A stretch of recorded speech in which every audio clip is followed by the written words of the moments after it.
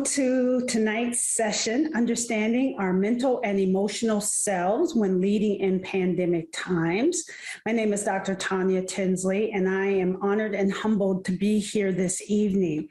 Thank you to Bishop Walter S. Thomas Sr. and to my pastor, Dr. William H. Curtis, for the invitation to present and share on a topic that I am very passionate about, bridging the gap between faith and mental health and the gaps between theological, biblical, and psychological foundations.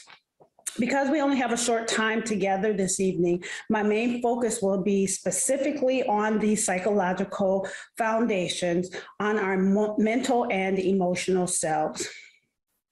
I am grateful for the opportunity to share with each of you who serve as volunteers, ministry leaders, and others who are committed to the call to preach, to lead, to care, to build, and to better the body of Christ. The timing of this presentation is right on time, as July is Black, Indigenous, and People of Color Mental Health Month, BIPOC, formerly named National Minority Mental Health Month. BIPOC Mental Health Month highlights the unique mental health challenges and needs of historically disenfranchised or oppressed racial and ethnic groups in the United States. BIPOC experience a broad spectrum of ongoing discrimination, oppression, and inequity rooted in America's colonist history, all of which foster both collective and individual trauma in these communities. So with that being said, I will share my screen. I have a PowerPoint presentation that I will go through, and then we will have time at the end for discussion, questions, and answers. I want to start off with a scripture, Matthew 9:20-22. I'm reading from the New King James Version. And suddenly a woman who had a flow of blood for 12 years came from behind him and touched the hem of his garment. For she said to herself, if only I may touch his garment, I shall be made well. But Jesus turned around, and when he saw her, he said, be of good cheer, daughter, your faith has made you well. And the woman was made well from that hour. The Greek word for save, rescue, restore, be made well, be made whole, or heal is sozo. We also find in the King James Version, rather than be made well, the word is used whole. So when we find in the New King James Version and the King James Version, well and whole, the Greek word sozo was used over 100 times in the New Testament. It's an all-encompassing word for salvation, often rendered saved or saved. However, a closer look at how this important word was translated makes it very clear that our salvation includes just more than forgiveness of sins. Sozo was translated make whole, be made well 11 times in Scripture. Sozo as a concept is connected to the Hebrew word shalom. The root meaning of shalom is to be whole or sound, and this leads to translations that speak of completeness, wholeness, well-being, welfare, and peace. Shalom also includes the idea of vigor and vitality in all dimensions of life. In short, shalom speaks of holistic health for our mind, body, soul, and spirit. Shalom is physical, psychological, social, spiritual well-being. When we talk about the emotions of worry, fear, self-doubt, hopelessness, depression, anxiety, and despair, these are just some of the feelings that can poison our pursuit of shalom, peace, and well-being. Just like the woman with the issue of blood, Jairus' daughter, the man at the pool of Bethesda, many of us may need healing, need to focus on our wellness, and or need to focus on our mental health. Yet we sit at the sideline observing rather than taking part, or sit at the side of the pool but don't jump in. We come up with reasons for not seeking healing, come up with an arsenal of excuses. I don't have time. I don't trust the system. I just have to pray harder. I don't want to tell my business. I don't want to be made marked. I don't want to ask for help. Even though you may think and behave in self-defeating ways, Jesus will notice you and ask you, do you want to be made well? Do you want to be made whole? Are you waiting at the sideline? Are you waiting at the side of the pool? Are you leading congregants in pandemic times who are waiting on the sideline, waiting to jump into the pool? If the answer is yes to any of these questions, let's now focus on understanding our mental and emotional selves when leading in pandemic times. I just have 5 goals for this evening. They're broken down in awareness, knowledge, and skills. To utilize self-assessment that enable you to assess both your levels and others' levels of stress, anxiety, and coping. To understand the role of the leader, to provide an overview of crisis and the types of crises, to increase your understanding of mental and emotional health, including the nature, role, and causes of stress, trauma, depression, and anxiety, and to understand the range of coping skills and techniques to manage the physiological, cognitive, emotional, and behavioral signs of stress, trauma, depression, and anxiety, both personally and professionally as a leader. So first couple questions I have for you both personally and professionally as a leader. Number 1, what skills and strengths do you possess to personally cope and manage stress, anxiety, and/or a crisis situation? What skills do you need to strengthen to personally cope and manage stress, anxiety, and/or a crisis situation? The next 2 questions focus on your role as a leader. What skills and strengths do you possess as a leader to assist others to personally cope and manage stress, anxiety, and/or a crisis situation? And what skills do you need to strengthen as a leader to assist others to personally cope and manage stress, anxiety, and/or a crisis situation? When leading in pandemic times, the leadership journey begins with knowledge of yourself. Managing your own behavior, including your attitude and how you manage stress and conflict, increases your leadership effectiveness. This is what we call emotional intelligence, or the ability to understand and manage your own emotions, as well as recognize and influence the emotions of those around you.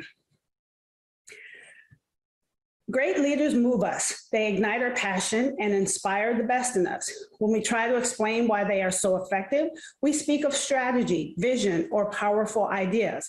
But the reality is much more primal. Great leadership works through emotions. Understanding the power role of emotions in the workplace, i.e. the church, sets the best leaders apart from the rest, not just tangibles such as better business ministry results and the retention of talent, but also in the all-important intangibles such as higher morale, motivation, and commitment. And when we talk about understanding the power role of emotions in the church, that's both within the mortar brick walls of the church and outside the mortar brick walls of the church. The leadership style of team leaders, each of you as volunteers and spiritual leaders, is crucial in building team members in a way they achieve an integrated self, realize their potential, and develop their physical, physiological, emotional, and social capacities to become whole, to experience shalom.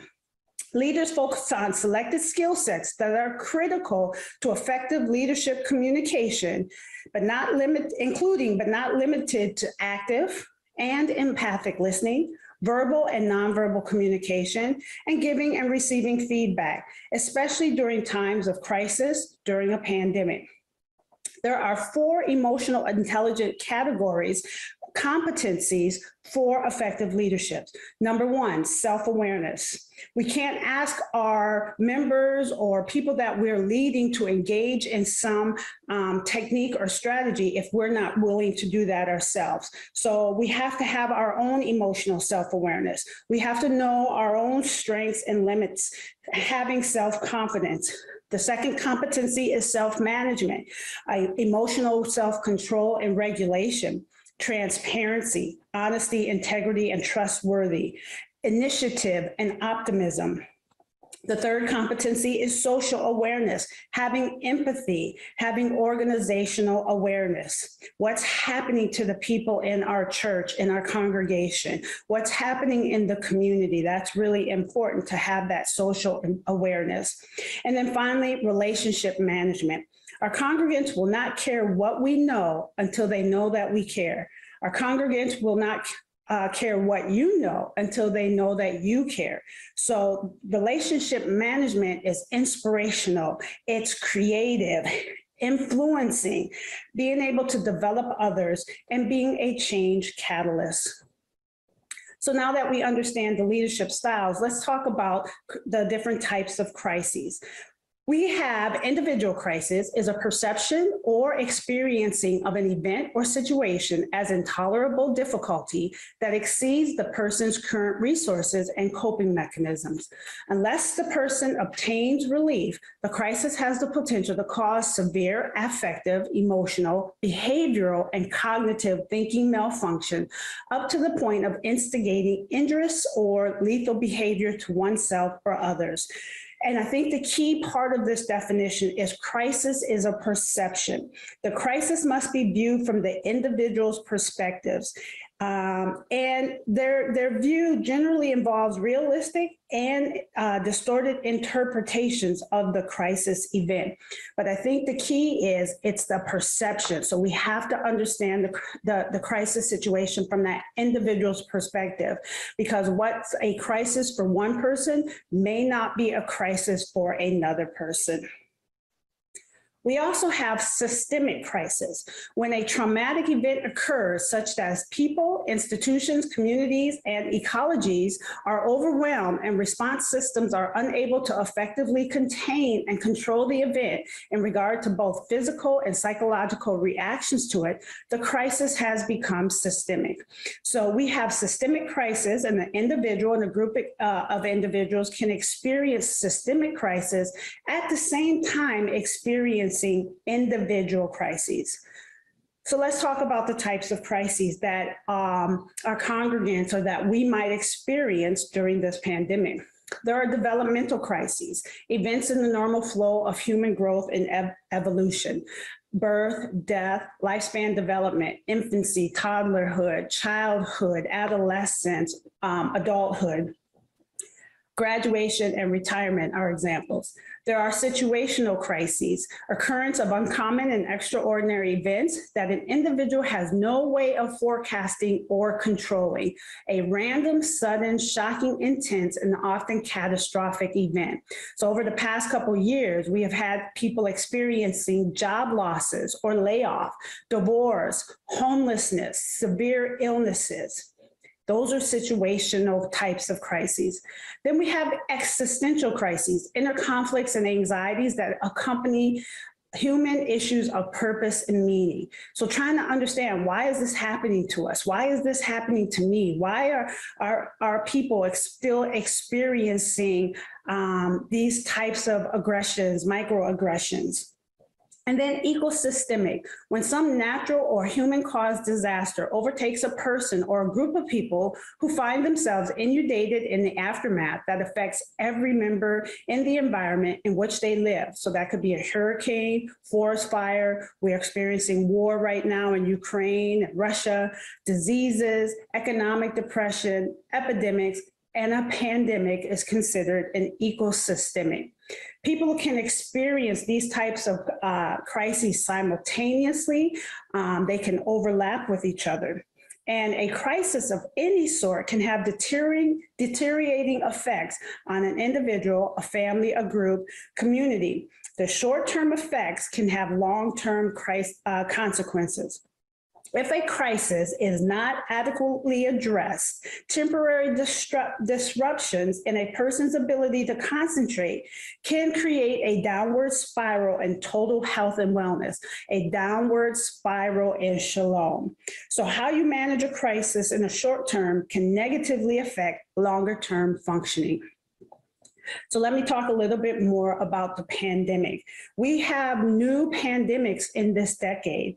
And as I was scrolling through the news reports, over the past 2 years, we have faced a COVID pandemic. I saw a report that we're experiencing a mental health pandemic and a racial and social justice pandemic. Some of the statements of the reports that I saw: a new coronavirus creates a crisis unprecedented in our lifetimes. Another article I saw said, what if the next global health crisis is a mental health pandemic? It is here now. According to Gallup, anger, stress, worry, and sadness have been on the rise globally for the past decade, long before the COVID pandemic, and all reached record highs in 2020 and present.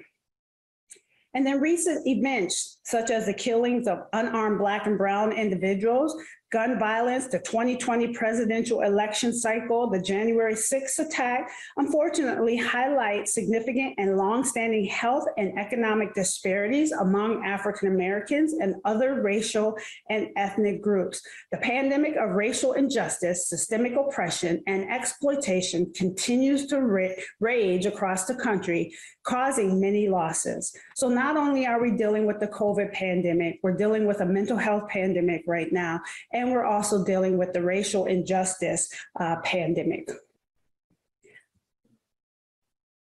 Emotions are reactions that human beings experience in response to events and situations, in response to crisis situations, in response to a pandemic.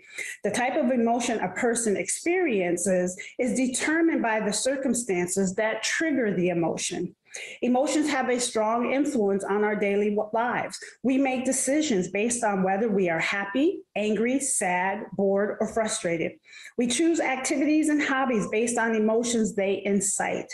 Understanding emotions can help us navigate life with greater ease and stability, as well as lead effectively in pandemic times. So what are some of the emotions or reactions to the pandemics that we are experiencing? The existential crisis, inner conflicts and anxiety, uncertainty about the future, worry, which leads to compounded stress and exhaustion, fear and anxiety, concern about protecting oneself and family members from the virus, feeling socially isolated, anger and or guilt, grief and mourning, doom scrolling, or staying glued to electronic devices to find out information on the disasters and stressors that face our country. COVID fatigue is an overall sense of exhaustion based on the combination of challenges people are facing during the pandemic. It is real and strong. Both the intensity and length of time of the COVID pandemic stress takes a toll on everyone. People are saying, we're tired of being cooped up, tired of being careful, tired of being scared. Our collective fatigue is making some people careless. One reason COVID is rising sharply again. Many people are exhausted by it all. Some are saying they don't care if they get COVID. They'd rather risk getting sick than stay home or be careful. Others have simply stopped listening to health leaders and science. This phase could last a while, and be part because the disaster, the COVID pandemic, is still going on. We also have wellness and mental health challenges and increased levels of distress, anxiety, depression, trauma-related symptoms.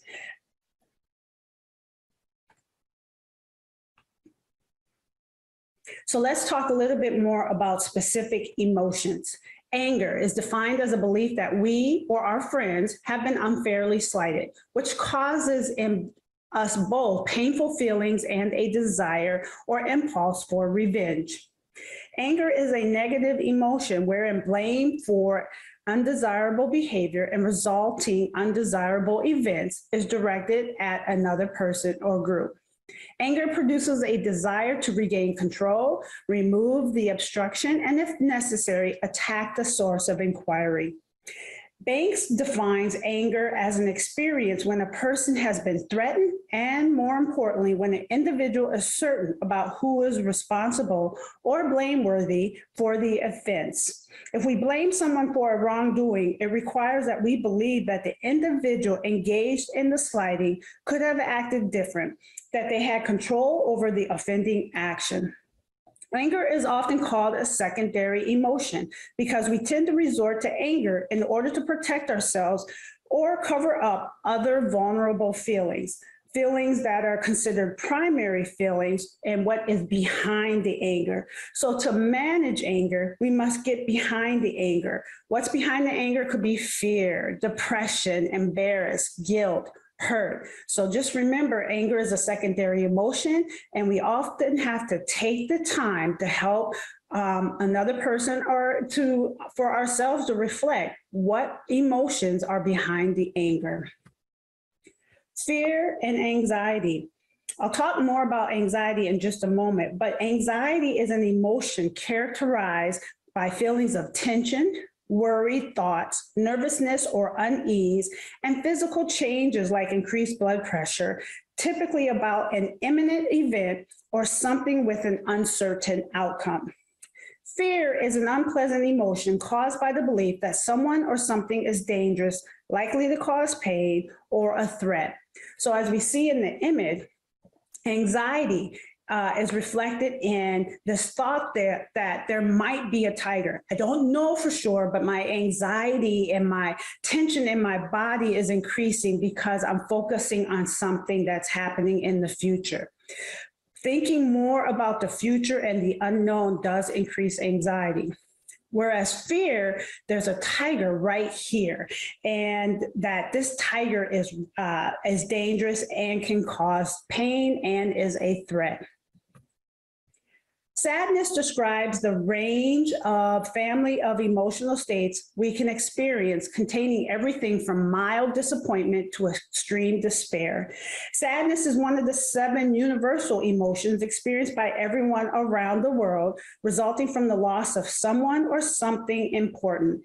What causes us sadness varies greatly based on personal and cultural notions.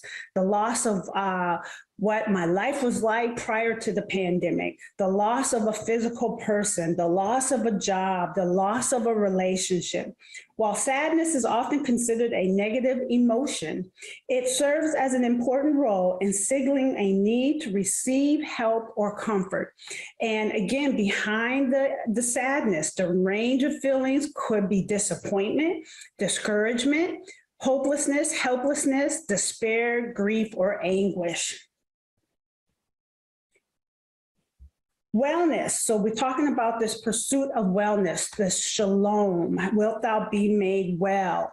And wellness means overall well-being. For people with mental health and substance use conditions, wellness is not simply the absence of disease, illness, or stress, but the presence of purpose in life, active involvement in satisfying work and play, joyful relationships, a healthy body and living environment, and happiness. It incorporates the mental, emotional, physical, occupational, intellectual, and spiritual aspects of a person's life. Each aspect of wellness can affect the overall quality of life. And in this picture of the 8 dimensions of wellness, think about each slice of wellness, a slice of a pie, and they're equal sizes. This is someone who has a balanced dimension of wellness in their life. And each of these slices of pies can impact other slices. Some slices of the pie could be larger for other people. So people might be putting more time into occupational, which is diminishing the social. Some people may be struggling financially, which is going to diminish and make the financial slice smaller. And so when we're talking about wellness, we're talking about quality of life. But also where the words 8 dimensions of wellness, within the core of wellness is mental health. So any aspects of wellness can impact a person's mental health. Mental health is defined as a state of well-being in which the individual realizes his or her own abilities, can cope with the normal stressors of life, can work productively and fruitfully, and is able to make a contribution to his or her community. Although there's evidence that positive mental health is associated with improved health outcomes, it is estimated in a study that was reported on the healthypeople.gov 2020, 17% of US adults are considered to be in a state of optimal mental health. 17%. That means 83% are not in a state of mental health. 83% are struggling with dimensions of their wellness, are struggling with their pursuit of shalom that's impacting their mental health. And please understand, all of us have mental health. On the other hand, we have what's called mental illness. It's collectively all diagnosable mental disorders, a health condition that are characterized by alterations in thinking, mood, and behavior, or some combination therefore. And it's associated with distress or impaired functioning in social, work, family environments. Mental illness is diagnosable by a trained professional, a medical doctor, a psychiatrist, a licensed clinician, psychologist, licensed professional counselor. So when we talk about mental illness, that is diagnosable, whereas mental health, we all have mental health. With treatment, people with mental illness can still live healthy and productive lives. And understand mental illness is an equal opportunity illness that does not discriminate against age, race, ethnicity, religion, gender, or other aspects of culture. It is reported that 1 in 5 US adults and 17% of youth ages 6 to 17 experience a diagnosable mental illness. There are some factors during the pandemic times that can affect a person's wellness and affect a person's mental health. So let me talk a little bit about those, and then I will give you some strategies. So stress. I wanted to read some statistics that I found over the last couple years. 67%, or 2 in 3 Americans, said they are sleeping more or less than they wanted since the pandemic started. Nearly 1 in 4 adults reported drinking more alcohol to cope with their stress during the pandemic. 48% of parents said the level of stress in their life has increased compared with before the pandemic.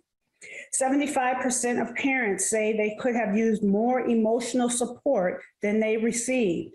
Fathers said the same thing and were significantly more likely to say it than mothers.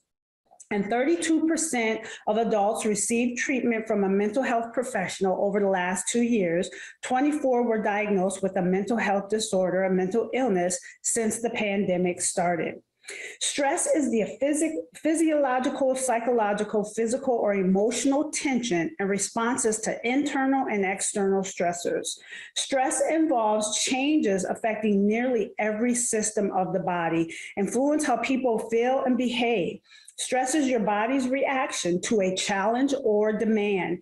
In short bursts, stress can be a source of energy, can be positive, such as when it helps you to avoid danger or meet a deadline.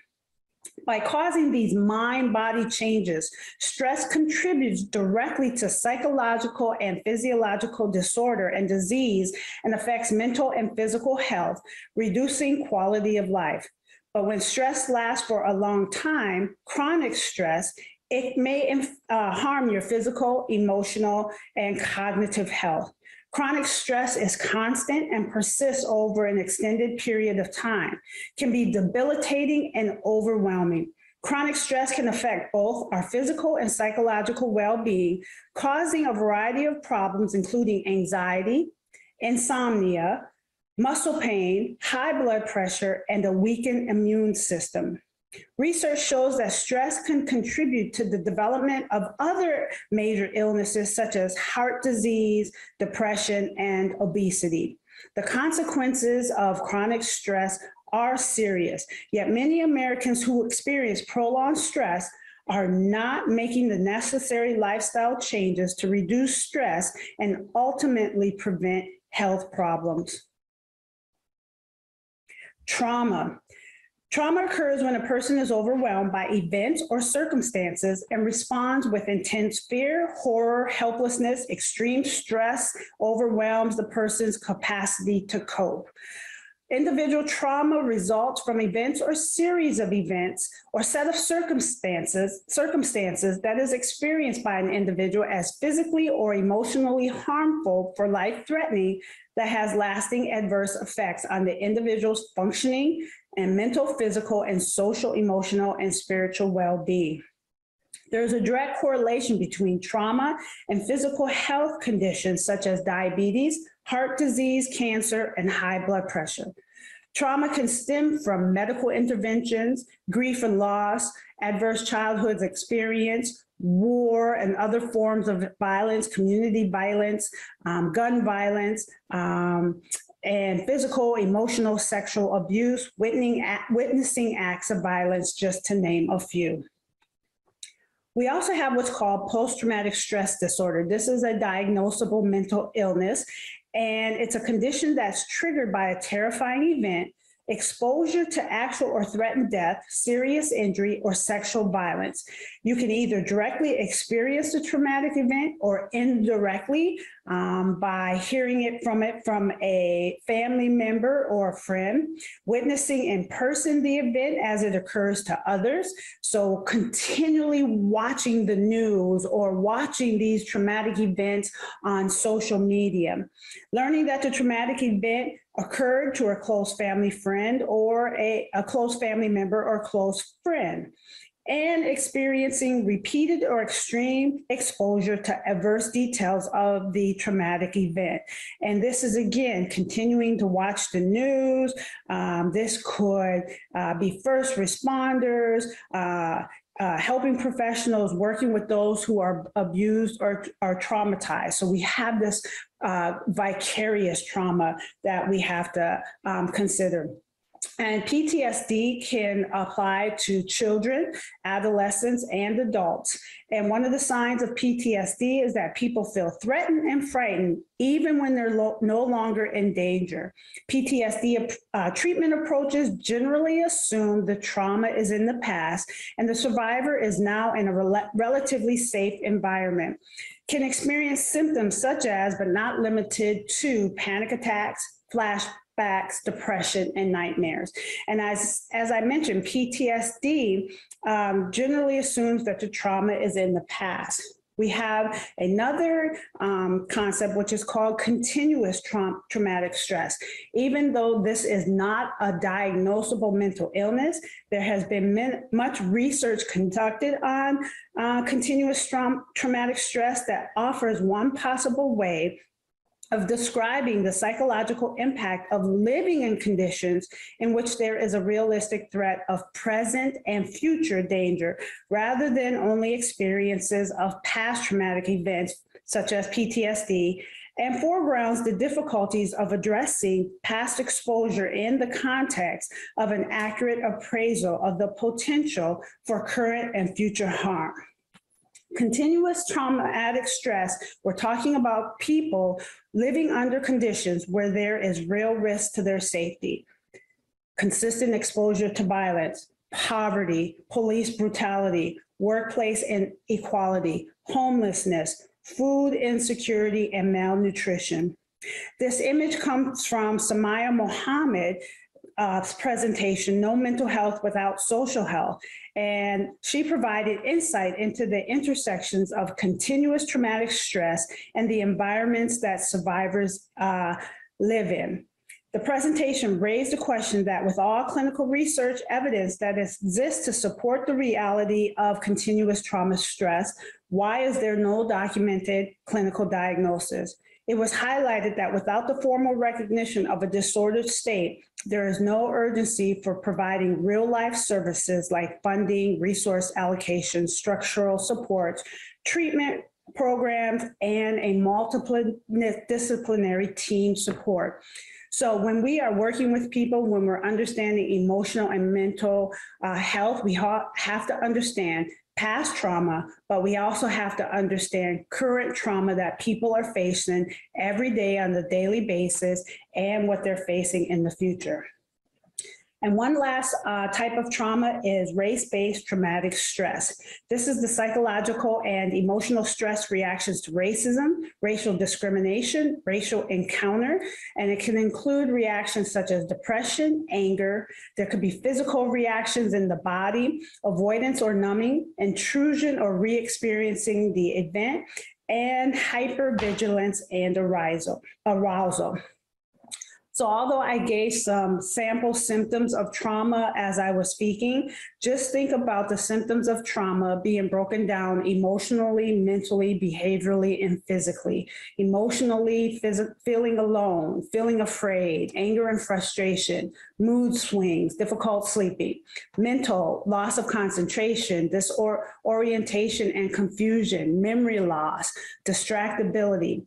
Physical, aches and pains in the body, fatigue, tiredness, GI issues, headaches, body ache, hot flashes, behavioral, withdrawal from others, impulsive behaviors, aggression, crying, arguing with loved ones. So trauma can impact the person's behavior. It can impact their relationships with other people and their interpersonal relationships. It can impact their behavior in the workplace, at home, in the community.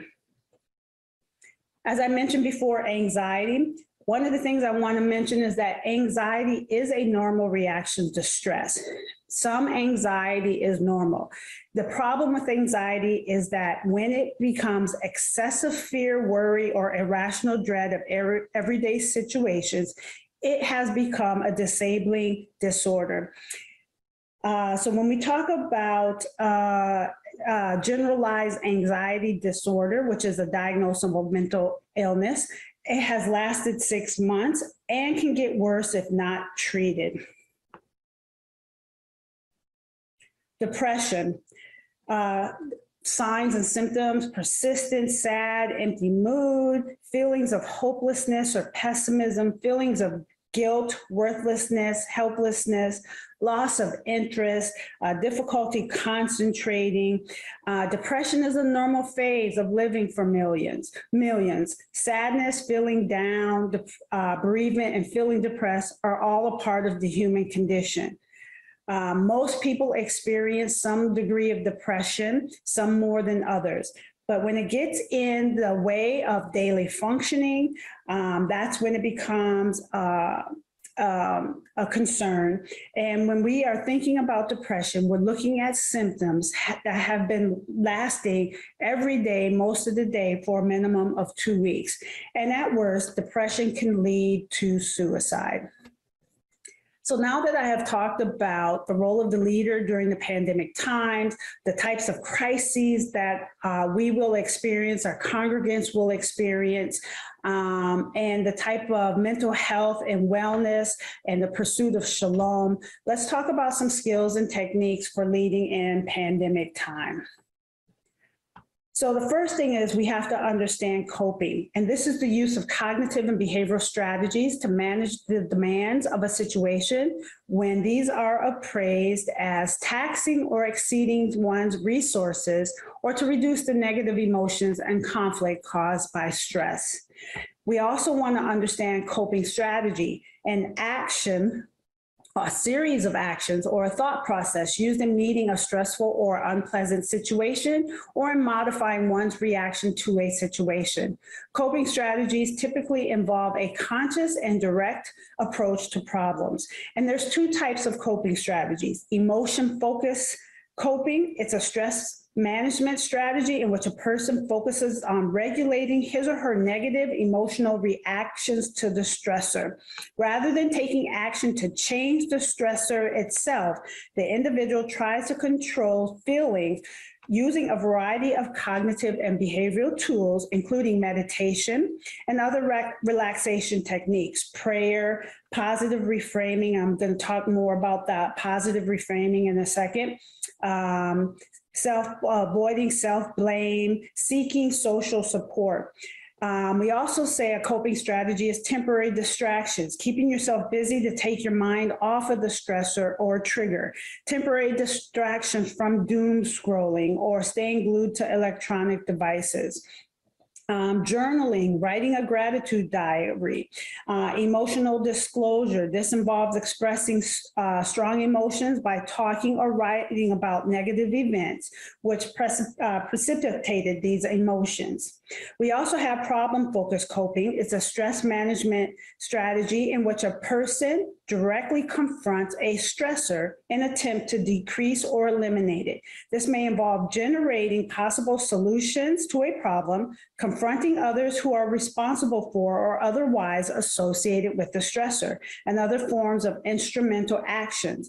A stressor as within his or her capacity to change. So when we talk about emotion-focused stress I'm changing how I'm responding to the stressor. When we're talking about problem focused coping, I am going to work on changing the stressor.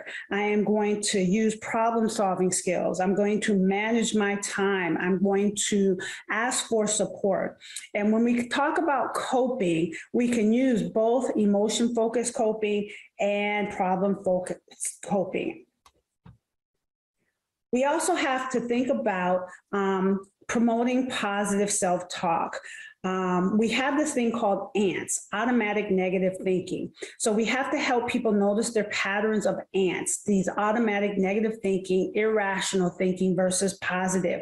So recognizing a person's pattern of negative, irrational thinking.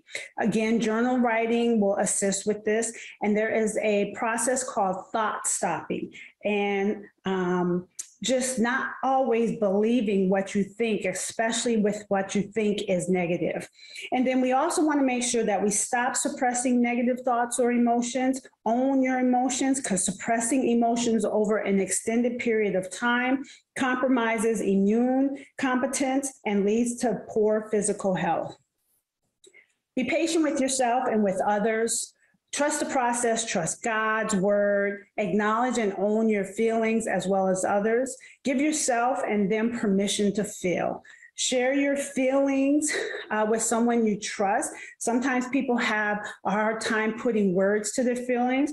I say utilize a feelings chart or use the emojis in your phone to identify what you might feel.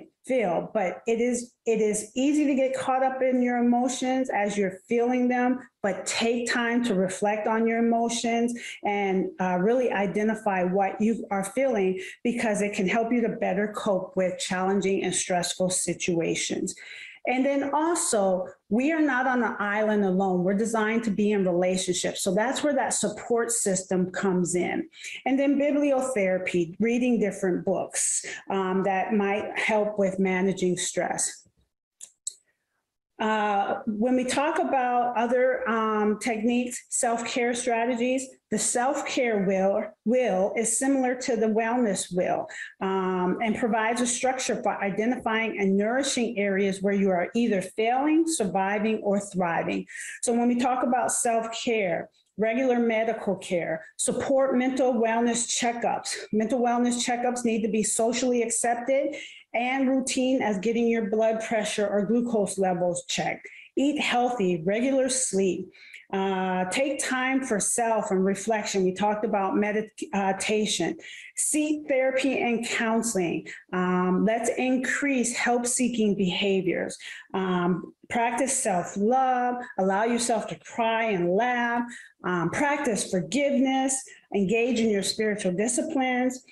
Spend time with family and friends, but also balance it out by having time alone for reflection. And then learn to say no and learn to set boundaries. We also want to help bridge the gap between faith and mental health. I believe that we can have both God and therapy together. Dispel mental health stigmas and biases. We all have mental health, so I think that that is really important. Dispel the stigma of mental illness. When you're in a crisis situation, when we are in a pandemic and someone is experiencing an individual crisis, delay major important decisions until you come back down to pre-crisis mode. Understand and accept personal strengths and challenges. And then just some coping and treatment resources. Seek treatment from a clinical mental health professional. On Psychology Today, www.psychologytoday, you can sort through different clinicians. You can look up people by race, by expertise, if they integrate spiritual and Christian perspectives. Last Saturday, the new Suicide and Crisis Lifeline started, 988. So if you or someone you know are struggling, call the Suicide Crisis Lifeline. You don't even have to have suicidal ideations. If you just need help with someone struggling emotionally or mentally, you can also text the crisis text line, text hello to 741-741.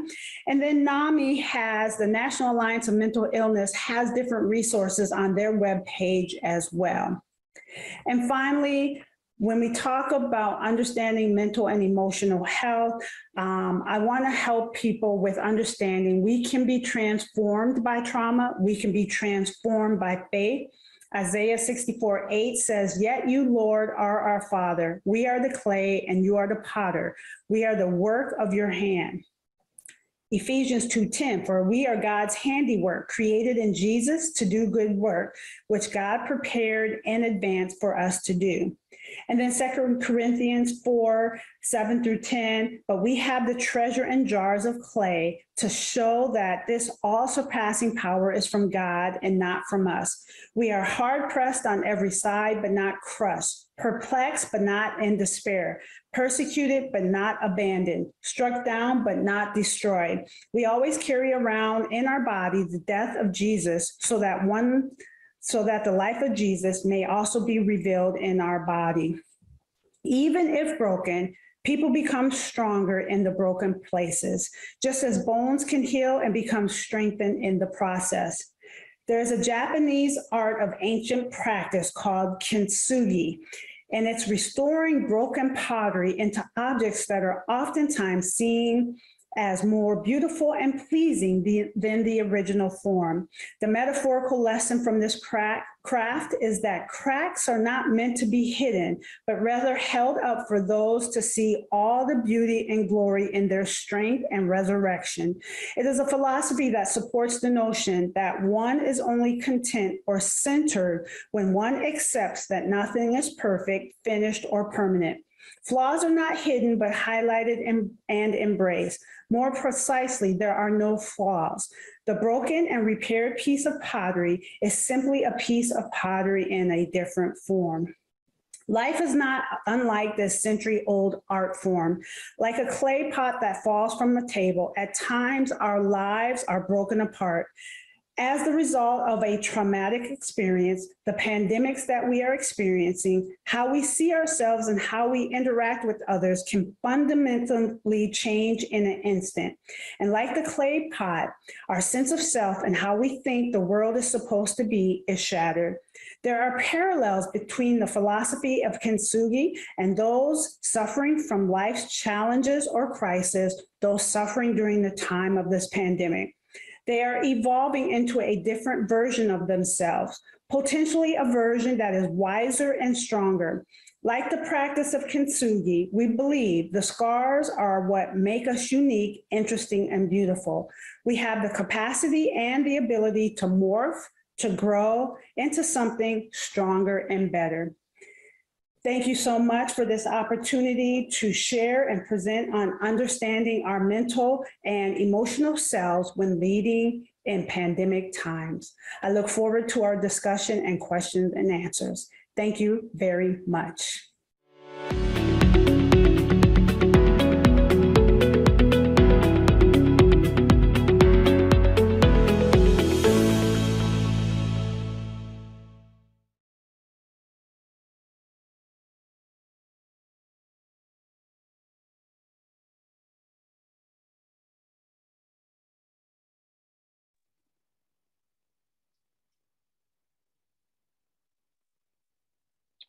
Wow.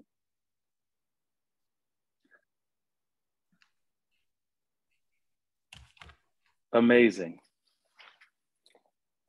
Thank you. Amazing presentation. And Dr. Tinsley, that was a course, information that you were able to get in and share in that short amount of time. And I know that there's so much more. And I'm sure that people have questions. As a matter of fact, we want to encourage you to put your questions in the chat section right here on this Zoom webinar, the conference. Just go ahead and find the chat section. Go ahead and share with us your questions. And Dr. Tinsley is right here. And it's so good to be able to share with you too, Doc. Good to see you. Good to see you as well. Yes. And so please share your questions. She's here. I'm here to help to moderate. And, again, phenomenal information. Love how you tied in Sozo and Shalom, and we're able to connect it to our mental health. And, dealing with mental health is health. And then dealing with, depression and anxiety, and the difference between fear and anxiety, and just kind of breaking all it down. I obviously have a whole lot of notes here, and I'm sure others do as well. I do see one question. Are you willing to share your PowerPoint? Absolutely. I will send it I'll send it to somebody that can make sure to get it sent out or posted on the website. So. Okay, sounds great. That's great. So for the person who asked that question, you got it, that Dr. Tinsley will share it with the pertinent persons so that you'll be able to get access to it. And I know that we did record that particular presentation as well. And so we do have some additional questions as well, Doc.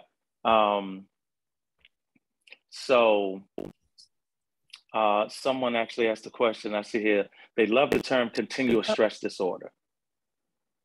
Continuous stress disorder. Mm-hmm. And they said they pray that they're getting it right. Mm-hmm. And they said, we don't often talk about continuous stress. Mm-hmm. You care to share any more about that, Doc, just in terms of just the whole dynamic? Mm-hmm. Yes. Continuous traumatic stress is something that I've really been researching lately, because it was originally developed by a psychologist in South Africa who was studying the stress of those who were experiencing apartheid. And when we talk about post-traumatic stress syndrome, that is after an event. But when we talk about continuous traumatic stress, we're faced with this trauma every day. It could be driving while Black, or living in poverty, or living with families of drug and alcohol addiction. So it's continuous. So although it's not a mental illness, it's something that we should be aware of, because oftentimes we get stuck on post-traumatic, where people are experiencing trauma on a daily basis and moving forward in the future. Mm-hmm. Yeah, I love that distinction, between trauma, something that is perceived to be in the past, versus something that is continuing to happen. And I don't think we often see some of the conditions that so many folks are living with every day as continuous, continuous stress, so continuous trauma. So it's very, very good. Yes. So somebody mentioned the whole idea of, all right, the church being a volunteer organization, and that obviously, all leaders in our congregations are not trained or skilled in actually addressing issues of mental health. And so they want to know what can the church do, if they see the need, but they don't have any, licensed therapists or qualified people there to address it. You care to share or respond? Absolutely. So the first thing I would say is the word collaboration. Let's collaborate with agencies in the community, universities. So when I think about Pittsburgh, Mount Airy Baptist Church, we collaborated with different universities where we brought faculty in from the counseling program and the psychology program, and they did training for the leaders, did training for the congregants. So we also had a collaboration with the hospital, so that if there were people who were connected to our church, they would be able to bring us in as that collaboration of care. So I would definitely recommend being able to bridge the gap between those community agencies and local universities and private practice. I would also say right here, we just had an event at St. Paul's Baptist Church on adverse childhood experiences.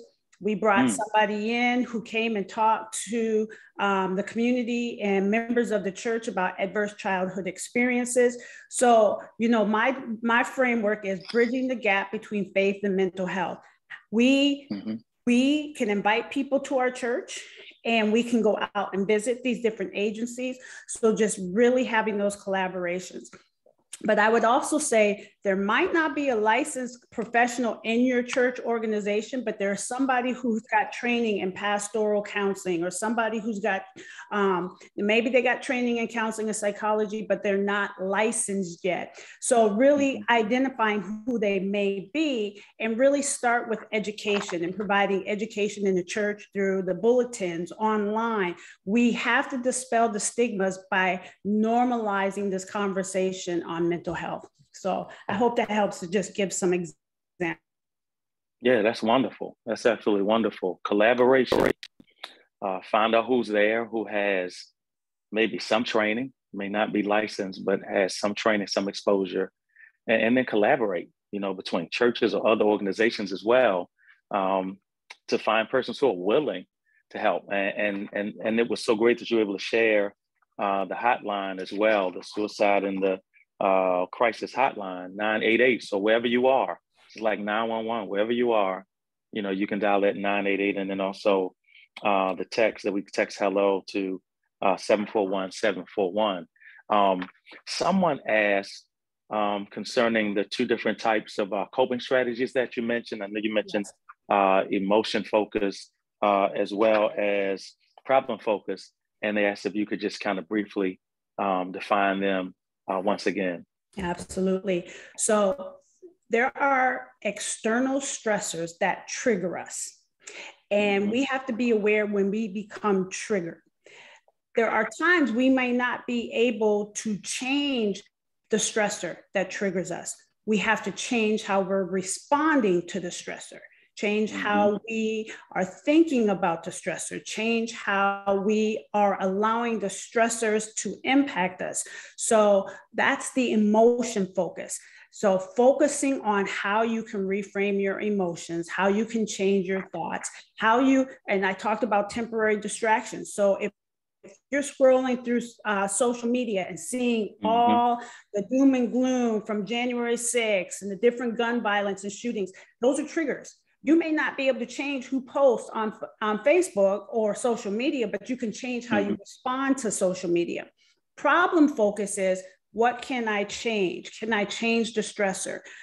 So for example, if somebody is talking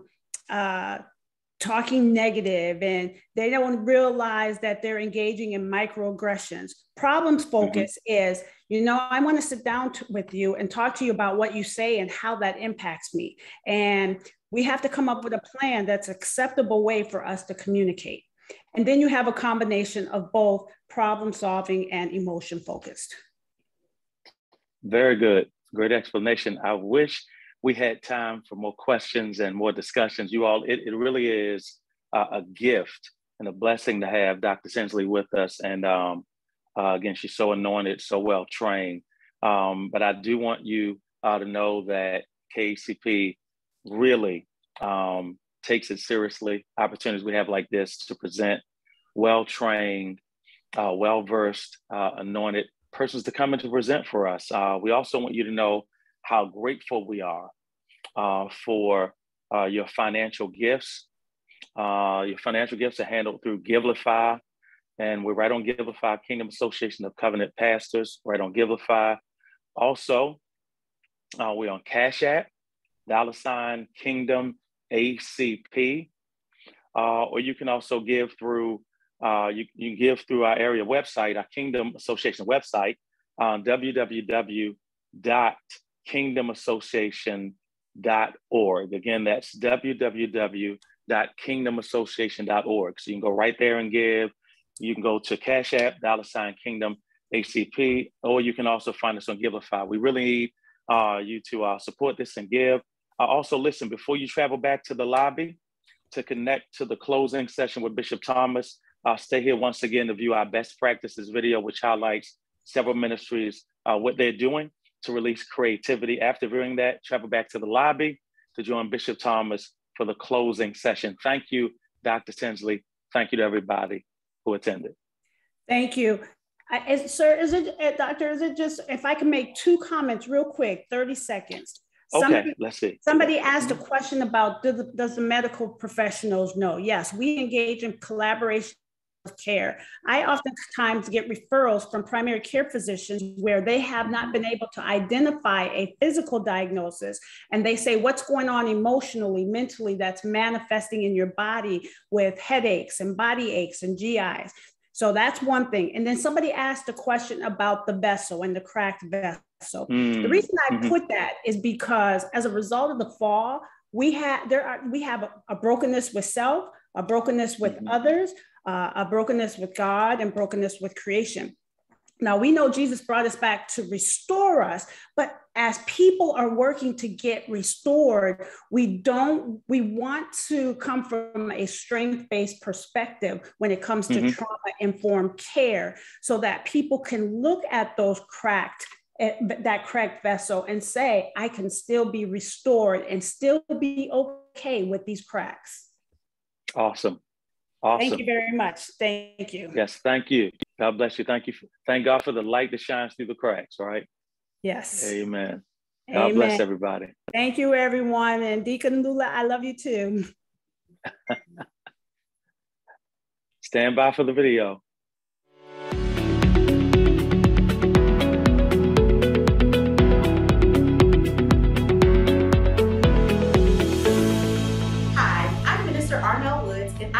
At the St. John Church Unleashed under the leadership of Reverend Dr. Denny D. Davis as the Minister of Young Adults and Media Engagement. Here at the St. John Church, our mission is to equip disciples of Jesus Christ, to inspire the sinner, ignite the saint, and impact society with the message of Jesus Christ. Like many other churches, we were faced with the challenging task of pivoting our ministry operations as a result of the COVID-19 pandemic. We knew that even though our building doors were closed, the work of Jesus Christ needed to continue. So our pastor challenged our staff to reimagine ministry with a creative mind. Reimagining ministry meant rethinking who and how we collaborate with the members of our team before we even attempted to execute our ideas. So what did we do?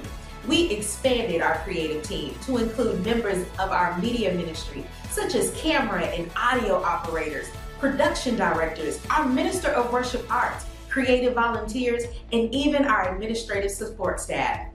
Reimagining ministry meant eliminating creative silos. And in doing so, we've been able to enhance not only the virtual experience, but also the in-person experience for our members as well. Here are a few things that we've been able to do as we reimagined ministry and released creativity. We hosted a virtual small business workshop for entrepreneurs to learn how to tap into available government funding. We had an outdoor class of 2020 graduation ceremony where our students walked across the stage in their graduation regalia. But before that, our youth ministry leadership team drove around the DFW Metroplex surprising graduates with celebratory yard signs and personalized gifts. They drove over 300 miles. We held outdoor worship services, virtual revivals, a virtual women's conference, online small growth groups. Our youth ministry even hosted an online HBCU summit for high school students. We had virtual lunch with our pastor. Even our choir rehearsals went virtual. Our praise dance ministries held socially distanced practices. We launched our weekly Saturday Praise Break live show on Facebook. We held outdoor family movie nights. Our marriage ministry held date nights and dance classes on Zoom. Our counseling ministry hosted virtual counseling support group session. We had a virtual life and legacy memorial service. We facilitated an intergenerational panel discussion on the topics of race and racism. Our outreach ministry coordinated monthly food giveaways. They held a catered Thanksgiving dinner for the unhoused and hungry members of our community. We had our annual Big Give Christmas toy and food giveaway. We coordinated sessions on mental health awareness and family planning, financial literacy workshops, stewardship classes. We even held a gospel engagement training class. And not only that, our church even served as a COVID-19 vaccination site. We redesigned our church website. But interestingly enough, we celebrated our 100th year church anniversary with a caravan parade touring historical sites related to our church. We had an outdoor baptismal service, a balloon release, and a good old-fashioned cookout. The list goes on, but none of these things would be possible without the leadership and support from our pastor and the dedication of our staff and volunteers. Our creative teams come together to brainstorm, reflect, craft, produce, edit, and ultimately create. We work to engage the right people and encourage communication across the board. Ultimately, we understand that in all we do, God should be glorified because in his final moments on earth, Jesus commanded his disciples to therefore go and make disciples of all nations. Here at the St. John Church Unleashed, we're not only reimagining ministry, we're also releasing creativity. The ministry of Morning Star Baptist Church is an experience committed to the mission of Jesus Christ, resulting in transformed lives, effective disciples, empowered communities, and authentic worship. And we use our gifts, talents to release creativity. Morning Star recognized the fact that ministry must be creative, relevant, and remain in line with the mission of the gospel. Creativity begins as our pastor casts the God-given vision, and our dedicated team of professionals work to make it a creative reality. The team includes our audio and video director, our director of worship and arts, our musical band director, our social media director, content manager, our marketing director, and the dedicated support of a worship administrator, camera operators, sound technicians. They all work together to make sure our ministry feels, sounds, and looks creative. We transform lives, we build effective disciples, and we empower communities, and we do this under the banner of creativity. I made a list of some of the creative things we've done: a virtual Faith Fest revival, outdoor worship experiences, joint activities for our Men and Women's Day, virtual Sunday night prayer services, online devotional series authored by our associate ministers, weekly morning, midday, and evening devotional calls, Sunday night virtual service rewinds, online personal and spiritual growth classes, virtual ministry fairs, motivational Monday and brain break Tuesday digital inspirations, virtual exercise classes, virtual cooking with the MSBC Stars cooking segments, candlelight community memorial services, unorthodox Fridays, community baby showers, food giveaways. Over the past year, we have fed 125,000 individuals, mental health seminars, grief workshops, vaccine clinics, and so much more. And everything has to be creative, so we stage, we edit, we talk, we produce, we post, we select songs, we preach, we dialogue, and we do it all with an eye toward creativity. Here's how we do it. We do it with a plan. We do it with a vision in mind. We do it having the right people in the right seat, making the right moves. We do it with effective communication.